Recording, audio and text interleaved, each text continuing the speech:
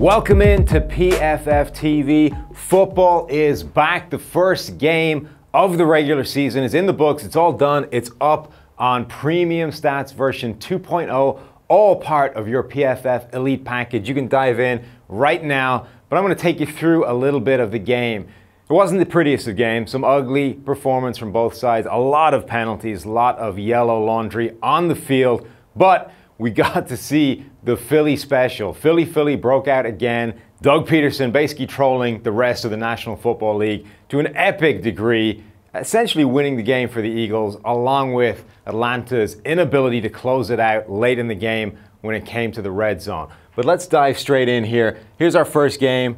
That's all the data is up already, locked in place for you to dive into. The first thing I want to go to, though, is the defensive summary for the Philadelphia Eagles, because the story of this game, I think, is this man right here. Fletcher Cox, one of the most dominant performances you are going to see from an interior defender, from any defender.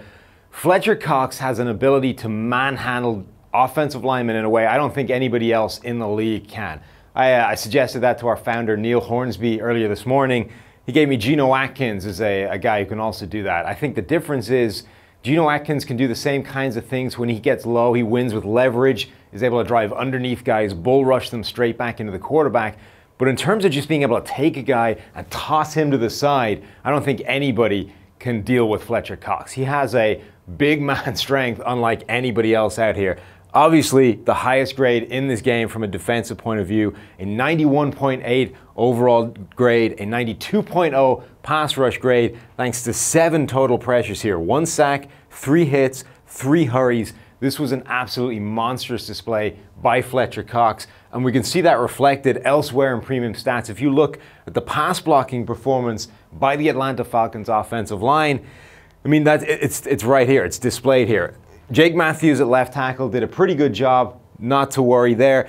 Everybody else, though, orange, red grades. Everybody else in the Atlanta Falcons pass blocking was basically getting their ass kicked, whether it was by Fletcher Cox or by somebody else on that Philadelphia defensive line. That really was one of the biggest stories in this game, is the complete domination by the Eagles defensive front, which we know is arguably the best in the game, should be the best in the game, coming off 2018, going against the Atlanta Falcons offensive line, which is a good unit. So if the Atlanta offensive line got beat this bad, it's a terrifying prospect for the rest of the league staring into this schedule where they have to run against Philadelphia. The other story of this game, though, I think has to be Matt Ryan and the Atlanta Falcons' struggles in the red zone. Matt Ryan yesterday, one of the poorest games you're going to see from Matt Ryan. Grades here, orange, yellow, they're poor numbers by his standards.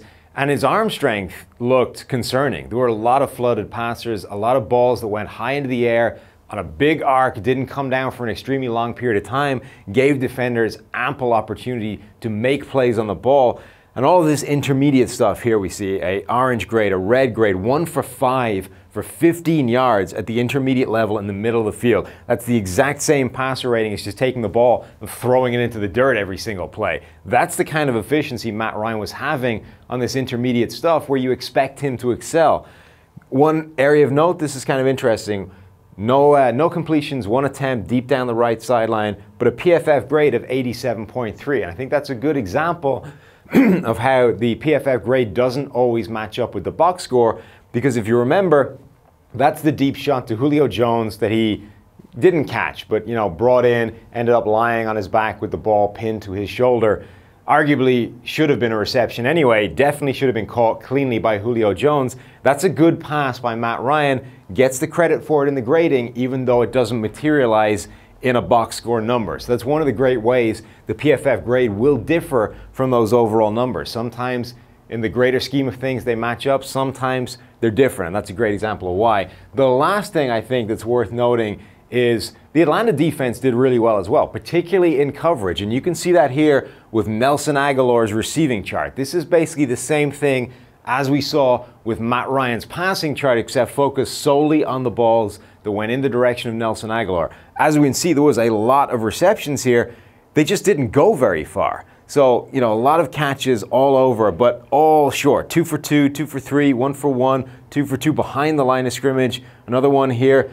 1 attempt deep down the field, 20-plus yards. Only one attempt again in the 10 to 20-yard range. Basically 2 shots in the entire game aimed at Aguilar that were beyond 10 yards from the line of scrimmage. So the Falcons defense has a lot to be proud of as well. Nick Foles did not have a good game. We saw the bad Nick Foles. It just wasn't enough to overcome what Matt Ryan was dealing with on the offensive side of the ball and the complete inability to put the ball in the end zone when they were in the right areas. So that's the story of this game. There's way more data in PFF Premium Stats 2.0. If you have your PFF Elite package, dive into this right now. 14 separate reports you can start looking into. If you don't have it, get that right now. Either way, hit the like button, hit subscribe on the PFF YouTube channel, and we'll be back with more great content anytime soon.